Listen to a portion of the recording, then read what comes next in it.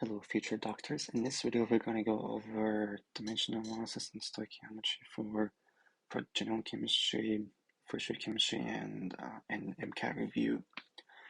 So, dimensional analysis can be used to turn one unit of something to another unit, whether it's grams to moles, or even moles to grams, or even grams to, let's say, atoms of something.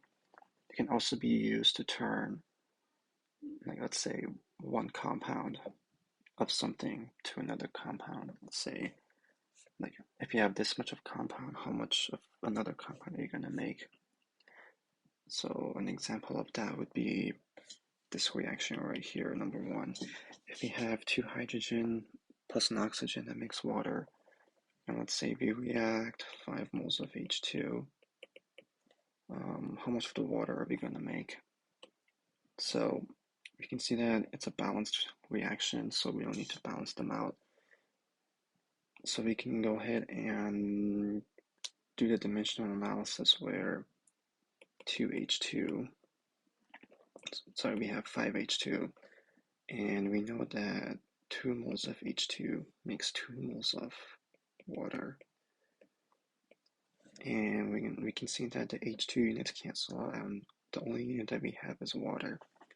So we can just multiply straight across and divide by the bottom, and we get 5, which gives us 5 moles of water.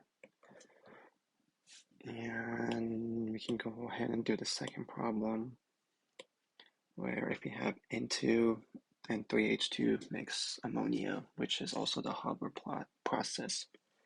So how much NH2 are we going to get if we have 4 moles of H2? So once again, we're going to start with 4 moles of H2.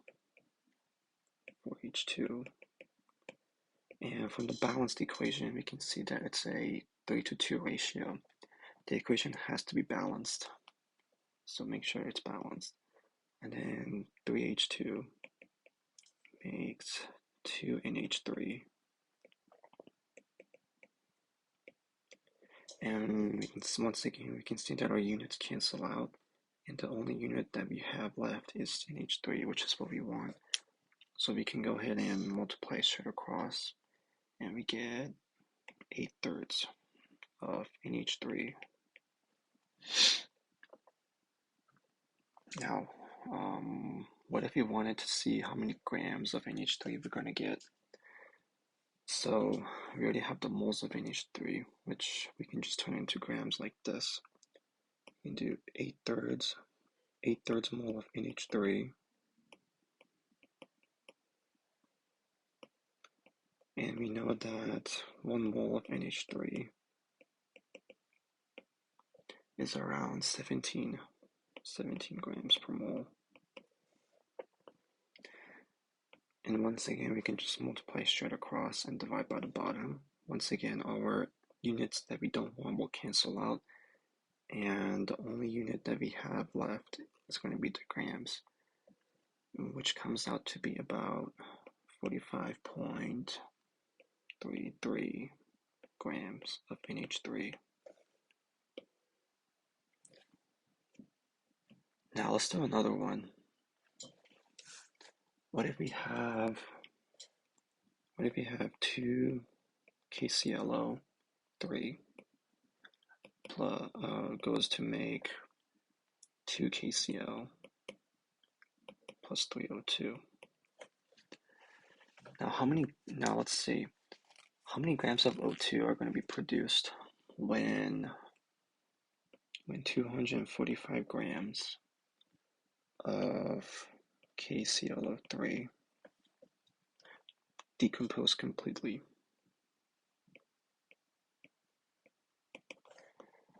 Well, just like before, we can convert grams to moles, because we have to figure out how much moles of 3O2 we have. This balance equation only gives us the moles, not the amount of grams. So we're going to have to figure out how much moles we have of oxygen we have created. So we're going to do 245 grams of KClO3. And then to turn grams into moles, you're going to divide by the molar mass. So we're going to divide, which is 122.5 grams of KClO3 becomes 1 mole. And then from the balance equation, we can see that 2 moles of KClO3 makes 3O2. Well, yields, it's a proper term. But anyways, and then we know that 1 mole of O2 weighs about 32 grams. So if we multiply across and divide by the bottom, once again, we can see that our KClOs cancel out. Mole of KClO3. Mole of KClO3 cancels out. Mole of O2 cancels out. Mole, there we go. And the only unit that we have is grams of O2, which is what we want. So if you multiply straight across and divide by the bottom, we're going to get around 96 grams of O2. So yeah, that concludes the first part of dimensional analysis and MCAT review. So yeah, I hope it helps.